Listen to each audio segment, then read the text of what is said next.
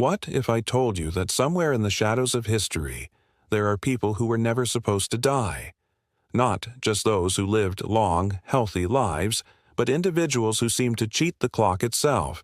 Men who looked the same for centuries, who kept appearing long after their supposed deaths, who whispered they had discovered secrets beyond science.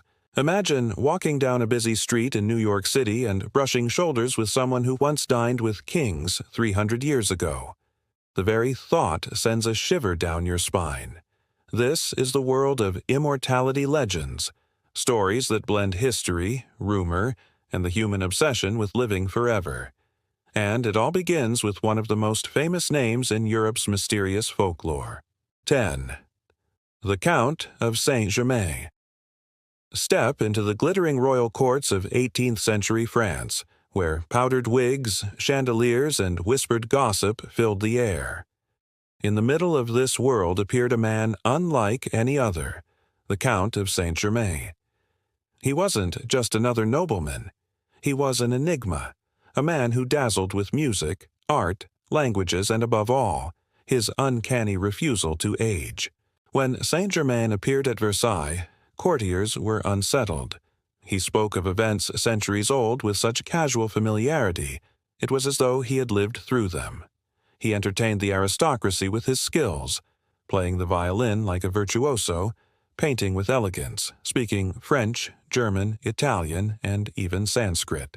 But what really made people whisper was that he always looked the same.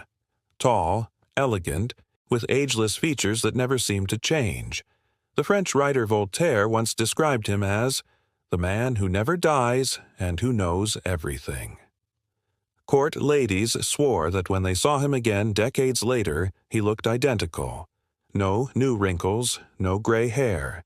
He wore jewels that seemed almost impossibly rare, as if he had access to treasures no one else could touch. But here's the real kicker. No one ever saw him die. Official records state he passed away in 1784, yet sightings of him kept flooding in for decades. In 1835, he was reportedly seen in Paris. In Germany, 50 years later, people swore he was still alive. Even in the 20th century, mystics and secret societies claimed to be in contact with him. Some said he was a Rosicrucian. Others believed he was one of the mysterious ascended masters, guiding humanity from the shadows. Think about this in modern American terms. Imagine if someone today claimed to have spotted George Washington at a Starbucks in downtown D.C., looking exactly as he did in 1776. At first, you'd laugh it off as a prank, but then more people report the same thing, with the same description. Conspiracy videos flood YouTube, podcasts speculate endlessly, and suddenly the idea doesn't seem so ridiculous. That's exactly the effect Saint-Germain had on 18th and 19th century Europe. Was he a genius scientist who mastered longevity through alchemy? Was he just unusually healthy and good at reinventing himself? Or was he, as legend suggests, truly immortal, an ageless traveler slipping in and out of history whenever he pleased? To this day, his name still carries that haunting question mark. What if one man really did escape death? Largo 9. Li Ching-Yuen. Now let's travel halfway across the world to the mist-covered mountains of China, where the story of Li Ching-Yuen makes Saint-Germain look like an amateur. While Europeans whispered about a man who lived a couple hundred years, Chinese records claimed that Li lived for over 250 years. Some even push it to nearly 300. His life wasn't surrounded by chandeliers and courts, but by mountains, herbs, and quiet Taoist practices. Born in either 1677 or, according to some records, 1580, Li was a herbalist, a man who roamed the hills collecting rare plants believed to prolong life. He specialized in lingji mushrooms, goji berries, wild ginseng, remedies still popular in Chinese medicine today. Unlike Saint-Germain, who was known for mystery and wealth, Li lived a humble life, teaching students, practicing breathing exercises, and following Taoist principles of harmony. And yet, the evidence of his longevity is startling. In the 1930s, the New York Times reported that the Chinese government had congratulated him on his 150th birthday, and then, decades later, on his 200th. Local villagers insisted that their grandfathers had known Li when they were young, and that he looked the same man then as now. He married more than 20 times, fathered dozens of children, and was described as vigorous, alert, and calm, well into his final years. When he died in 1933, allegedly at the age of 256, his body showed little sign of deterioration. Skeptics argue that the documents proving his birth could have belonged to his ancestors, or that record-keeping in rural China wasn't reliable. But the legend refuses to fade, especially because it connects with a powerful cultural idea that through discipline, herbs, and meditation, one could stretch life far beyond normal limits. For Americans, the easiest way to grasp the scope of Li's legend is to put it into context. Imagine a man alive today who had been a young soldier in the Revolutionary War, who lived through the Civil War, who watched both world wars unfold, and who still greeted reporters in the 1930s. That's the scale of what Li Ching-Yuen represents. Whether or not he truly lived over 2 centuries, Li's story taps into something universal. The hope that immortality isn't found in magic, but in lifestyle, patience, and harmony with nature. While Saint Germain represented the dazzling, mystical side of eternal life, Li embodied the disciplined, natural path. One dazzled kings, the other quietly tended herbs. Both, however, leave us staring at the same impossible question. Can human life really stretch beyond death's reach? Year 8, Nicolas Flamel. When it comes to immortality, few names are as famous or as mysterious as Nicolas Flamel. Unlike many legends, Flamel was a real historical figure. Born around 1330 in Paris, he worked as a bookseller and scribe at a time when books were rare treasures. But his story took a strange turn when he supposedly discovered a mysterious manuscript filled with symbols no one could understand. According to lore, he deciphered it with the help of a scholar from Spain and unlocked the secret of alchemy, the path to the philosopher's stone, the mythical substance said to turn lead into gold and grant eternal life. And then something happened that no one could ignore. Nicolas Flamel became very, very rich. For years he had lived modestly, but suddenly he and his wife Perenelle were donating large sums to churches, building hospitals, and constructing elaborate stone houses across Paris, structures that still stand today. Where did the money come from? Rumors spread quickly. He had cracked the code of alchemy, and perhaps even the recipe for immortality. But the mystery didn't stop with his wealth. After his supposed death in 1418, whispers emerged that he had been seen alive, walking the streets of Paris, looking healthy and young. In the centuries that followed, Flamel sightings popped up around Europe. Some said he traveled to India in the 1600s. Others swore he was seen in Paris again in the 1700s. His name became synonymous not just with gold, but with eternal life itself. What gives the legend even more weight is his missing tomb. When investigators opened it centuries later, they found no body. For believers, this was proof that he never died. For skeptics, it was an unsolved mystery. But the effect was undeniable. Nicolas Flamel became a cultural icon. From medieval manuscripts to modern novels, yes, Harry Potter fans know his name, Flamel represents the dream of beating death with knowledge, intelligence, and maybe a little magic. To put it in American terms, imagine a small-town bookstore owner suddenly becoming a billionaire philanthropist overnight, with no clear explanation. Then, centuries later, people still claim to see him alive, walking the streets of Manhattan with his wife, both looking as young as ever. Wouldn't that make you wonder if he had really found a way to live forever? That's why Nicolas Flamel remains one of the most famous immortals in history. Number 7. The Wandering Jew. While Flamel's story represents immortality as a dream, the legend of the Wandering Jew represents immortality as a curse. According to Christian folklore, During the crucifixion of Jesus, a Jewish man mocked Christ or refused him mercy as he carried the cross. As punishment, he was cursed to walk the earth until the second coming. Death would never come. Rest would never arrive. He was doomed to live forever, wandering from century to century, civilization to civilization. The legend first appeared in Europe in the 13th century, but it spread rapidly. Different cultures gave him different names: Ahasuerus, Cartaphilus, or simply the Eternal Wanderer. Reports of his appearance popped up all over: Germany, England, Armenia, Spain. Each time, people described the same figure: a tall, weary man with piercing eyes, forever moving, forever alone. Unlike Flamel, whose immortality was celebrated, the wandering Jew was pitied or feared. He symbolized what happens when eternal life becomes eternal suffering. Imagine never being able to settle down, never being able to rest, never being able to watch your loved ones grow old with you.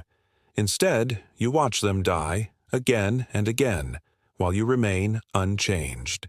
To bring this into an American frame of reference, think of it this way. Imagine a man who was present at the signing of the Declaration of Independence, who walked through the Civil War battlefields, who stood silently in the crowd at Martin Luther King Jr. SCU I Have a Dream speech, and who still walks among us today. He wouldn't be famous. He'd be forgotten, hidden in plain sight, carrying the weight of centuries. Creepy, right? Writers and artists seized on the myth. Chaucer hinted at him. Shakespeare alluded to him. And Gothic novelists of the 19th century made him a tragic anti-hero. But darker times twisted the story into anti-Semitic propaganda, showing how immortality myths can be used for both fascination and hate. The psychological impact of the wandering Jew is powerful. His story forces us to ask, do we really want to live forever? Or is mortality the very thing that gives life meaning? For medieval audiences, the tale was a morality lesson about compassion and humility. For us, it's a haunting reminder that immortality might not be the blessing we think it is. Together, Nutker 8, Nicolas Flamel, and Nutker 7, the Wandering Jew, show us two sides of the same coin. One embodies the dream of eternal life through wisdom and knowledge. The other, the nightmare of living without end. Both have lingered in human imagination for centuries, feeding our fascination with what lies beyond the limits of mortality. Nutker 6, Nicolas Flamel. When people talk about Nicolas Flamel, his wife, Nicolas Flamel, is often treated like a side note. But the truth is, her legend of immortality is every bit as powerful as her husband's. Born around 1320, Nicolas was already wealthy before marrying Nicholas, and she brought not just money but an aura of mystery into the union. In a medieval world where women's stories were often erased, Nicolas became an enduring figure, immortalized in stone inscriptions and whispered about in the same breath as her husband. She wasn't just a benefactor's wife. Nicolas herself helped fund churches, hospitals, and shelters for the poor in Paris. Her generosity was carved into stone, leaving behind records of her contributions. But her fame didn't stop with charity. According to legend, she too shared in the secret of the philosopher's stone. When Nicolas allegedly unlocked the mysteries of alchemy, it was Nicolas who stood beside him, drinking from the same cup of eternal life. The rumors didn't end at her death. Centuries later, travelers reported seeing Nicolas alive, sometimes in France, sometimes in Switzerland, even as far as India. She was described as radiant, youthful, always walking hand in hand with Nicolas. And, like her husband, her tomb was found empty. No remains, no final resting place. For believers, that was proof she never died. What makes her legend so compelling is that it adds a rare twist to immortality stories. Companionship. Most tales of eternal life describe lonely wanderers or isolated sorcerers. But in Nicolas' case, she and Nicholas were said to have conquered death together. Instead of eternal loneliness, theirs was eternal love. To put this into a modern American example, Imagine a couple from colonial Boston, say from the year 1700, suddenly gaining unimaginable wealth, then disappearing without explanation. 2 centuries later, during the California Gold Rush, people claimed to see them again, unchanged, walking calmly down the streets. Then again, in Los Angeles in the 1920s. Always together, always young. Wouldn't that make their story more romantic than eerie? That's exactly how Paranel and Nicolas were remembered. Not cursed, but chosen. Number 5. The later sightings of Saint Germain. If Paranel symbolizes eternal love, then the Count of Saint Germain symbolizes eternal presence. Officially, he died in 1784. But if you ask the countless people who claimed to see him after that, he never left at all. His legend is unique not because of what he did in life, but because his story refused to end. In 1785, just a year after his supposed death, witnesses reported seeing him at a Masonic meeting in Germany. He looked exactly the same as always, elegant, poised, with that same ageless face. Decades later, in the 1820s, Parisians whispered that he had returned. In 1870, during the Franco-Prussian War, he was said to have been advising generals. Even in the 20th century, there were those who claimed they had spoken with him. One of the most famous advocates of his survival was Madame Blavatsky, the Russian mystic who founded the Theosophical Society. She insisted that Saint Germain was still alive, one of the ascended masters, guiding humanity's spiritual evolution. By the 1930s, in the United States, New Age movements like the I Am activity declared him their patron, claiming to receive messages directly from him. For them, he wasn't just an 18th century nobleman, he was still out there, steering the world toward enlightenment. Think about this in modern American culture. Imagine a mysterious man, officially dead for centuries, suddenly showing up at a Silicon Valley tech conference dressed in an immaculate 18th century suit, speaking about the future with uncanny knowledge. Social media would explode with photos, podcasts would dissect every angle, and conspiracy forums would obsess over him. That is the same effect his sightings had on Europe before the internet. People couldn't stop talking about him. Psychologists suggest Saint Germain's legend persists because he embodies a comforting idea that someone wise, ageless, and powerful is watching over us during times of chaos. Wars, revolutions, upheavals, he appears in every era, like a ghostly reassurance. Skeptics argue he's simply a myth recycled whenever people crave guidance. But whether real or not, the sightings keep his story alive. And maybe that's the ultimate form of immortality, not living forever in flesh and blood, but living forever in the imagination of every new generation. For some, Saint Germain is still out there, slipping quietly into our world whenever we need him most. Together, Nicolas 6, Paranel Flamel, and Nicolas 5, the later sightings of Saint Germain, highlight 2 sides of everlasting life: the romantic dream of eternal companionship and the haunting mystery of a man who refuses to disappear.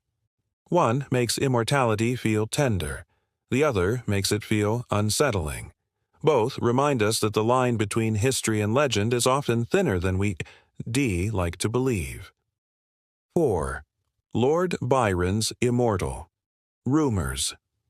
When you think of immortality, you probably don't picture a poet.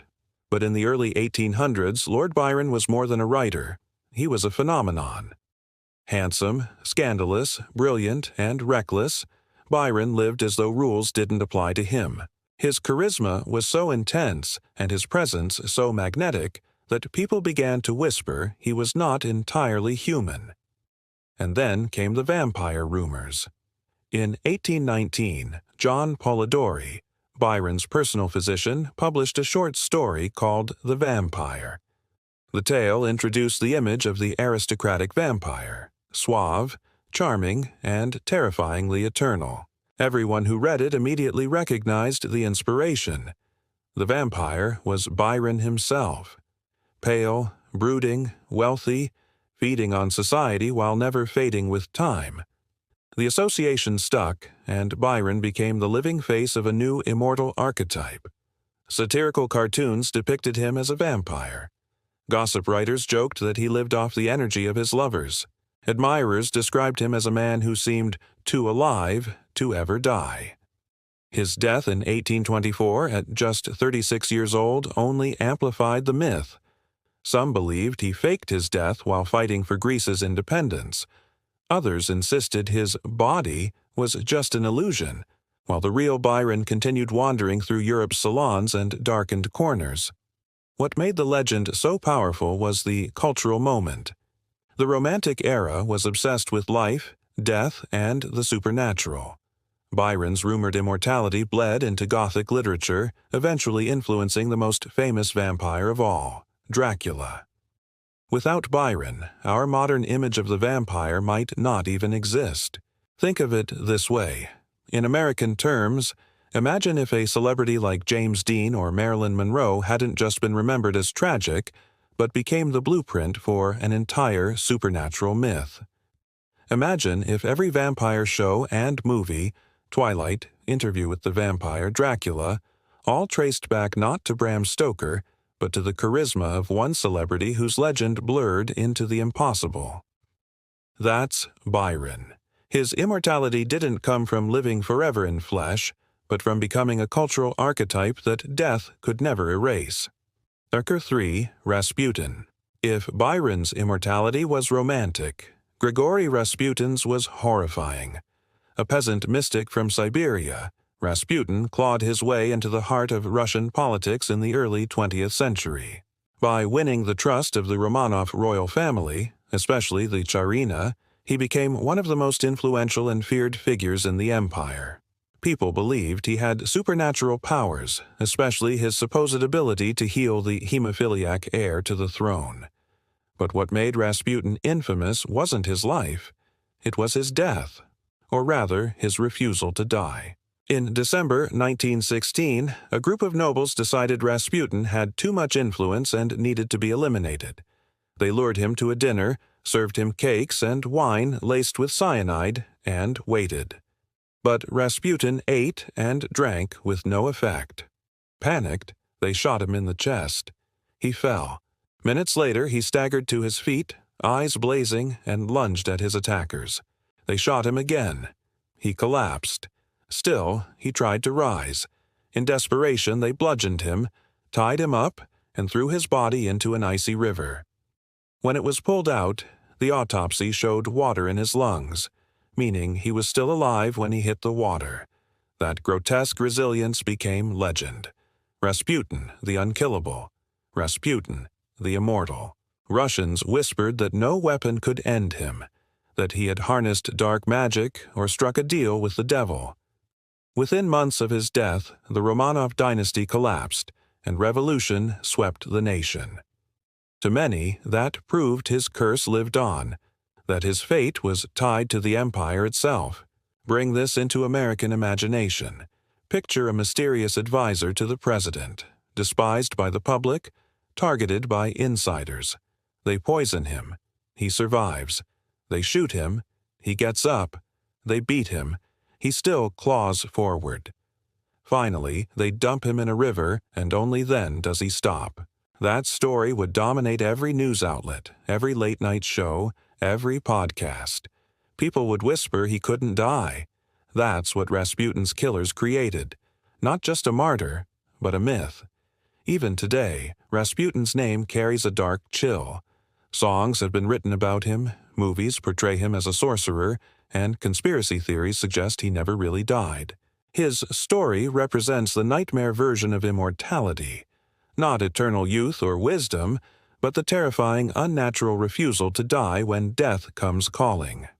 Together, Lesmer IV, Lord Byron, and Erker 3 Rasputin show two extreme sides of immortality myths. Byron became the eternal archetype of romantic beauty and vampiric allure. Rasputin became the terrifying embodiment of the unkillable, a man who seemed to mock death itself. Both remind us that immortality doesn't always mean never dying. Sometimes it means living on forever in ways stranger and darker than anyone expects. Erker 2. the Highland Immortal of Scotland. Every culture seems to have its own tale of a man who simply refuses to die, and in Scotland, that legend belongs to the mysterious figure sometimes called the Highland Immortal. He isn't as well documented as Nicolas Flamel or Rasputin, but his legend has haunted Scottish folklore for centuries. The story goes that in the rugged Highlands, locals spoke of a tall, broad-shouldered man with piercing eyes who appeared again and again throughout different generations. Always the same age, always the same face. According to some reports, he fought in battles during the 1500s, standing alongside clans during the bloody conflicts with the English. 200 years later, travelers claimed to see him again, dressed in newer clothes but unmistakably the same man. In the 19th century, a shepherd swore he encountered him wandering across the moors, looking exactly as villagers had described him centuries earlier. What makes this tale spine-chilling is its consistency. Different people, separated by decades, even centuries, gave the same descriptions. A tall Highlander, eyes bright but weary, moving across the land as though time itself could not touch him. Some said he was cursed, perhaps for betrayal, perhaps for dabbling in forbidden magic. Others insisted he was blessed, a guardian spirit walking the highlands to watch over his people. Skeptics argue he was simply a myth recycled over generations, a way for Scots to imagine their identity as enduring and unbroken. But believers point out that his appearances seemed oddly well-timed. He was said to show up in moments of crisis, almost like a reminder that Scotland's spirit could never die. To put this in American perspective, imagine if during the Revolutionary War, soldiers wrote of a mysterious stranger fighting beside them. Then, 2 centuries later, during World War II, GIs claimed to see the same man, unchanged. He'd become a symbol, not just of immortality, but of national resilience. That's what the Highland Immortal represents. The idea that some lives are woven so deeply into a nation's story that they outlast generations. Lerwoun, modern self-proclaimed immortals. As eerie as the legends of Saint Germain, Flamel, or the Highlander sound, immortality isn't just a thing of the past. In our modern age, there are still people who openly claim they've discovered the secret to eternal life. Unlike the legends, these individuals are often tied to science, technology, or New Age spirituality. Their stories might not be carved into folklore yet, but they spark the same fascination and skepticism. Take, for example, certain Silicon Valley billionaires who openly fund research into life extension. Companies in California are experimenting with gene editing, blood transfusions from younger donors, and cryonics, the freezing of bodies or brains in hopes they can be revived centuries later. Some of these entrepreneurs talk casually about living 200 or 300 years, as though immortality is just another tech product waiting to be launched. While they may not yet call themselves immortal, their confidence in science makes their claims sound eerily close to the same boldness Saint Germain or Flamel once carried. Then there are spiritual figures who insist they have already achieved immortality through meditation or divine blessing. In the US and Europe, certain cult leaders have declared themselves deathless masters, saying they can't be killed.